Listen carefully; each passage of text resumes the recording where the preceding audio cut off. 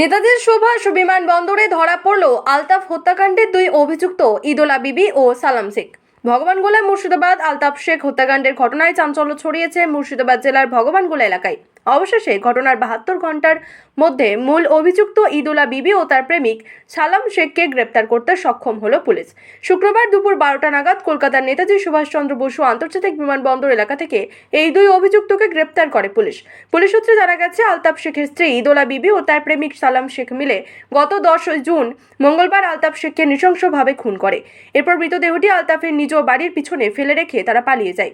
ওই দিনই ভগবানগোলা থানার পুলিশ মৃতদেহ উদ্ধার করে এবং তদন্ত শুরু করে। গোপন সূত্রে খবর পেয়ে পুলিশ জানতে পারে অভিযুক্তরা অন্য রাজ্যে পালিয়ে যাওয়ার পরিকল্পনা করছে।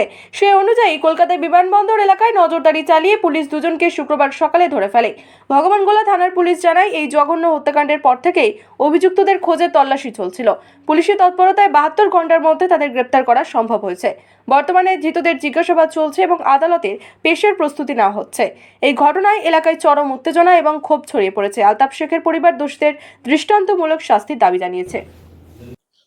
আপনারা সবাই জানেন, গত 9 তারিখ ভগবানগোলা থানার অন্তর্গত সুবর্ণমৃগী ডাক বাংলো মোড়ে একটি মর্মান্তিক খুনের ঘটনা ঘটে এবং পরের দিন অর্থাৎ 10 তারিখ সকালবেলা আলতাফ শেখের বাড়ির পাশেই জনৈক আলতাফ শেখের ডেড বডি পাওয়া যায়। সেই নিয়ে আমরা সাথে সাথে ইউডি কেস এবং খুনের মামলা রুজু করি এবং যারা প্রাইমারি সূত্রে এটাই জানা যাচ্ছে যে এটা একটা ত্রিকোণ প্রেমের গল্প ছিল।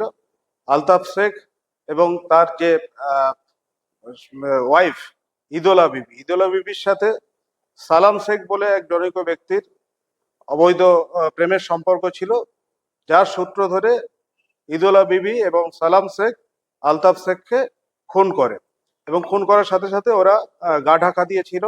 এবং আমরা পুরো ভগবানগোলার পুলিশ ইউনিট আমরা টেকনিক্যাল সার্ভিলেন্স এবং ম্যানুয়াল সোর্সের মাধ্যমে আমরা 3 দিন যাবৎ খোঁজাখুঁজি করে আজকেই ভোরবেলায় নেতাজি সুভাষচন্দ্র বোস ইন্টারন্যাশনাল এয়ারপোর্ট থেকে আমাদের টিম লিডেড বাই এই কেসের যিনি আইও আছেন শশাঙ্ক মণ্ডল এবং 2 জন কনস্টেবল ছিলেন, তারা গিয়ে অ্যারেস্ট করে।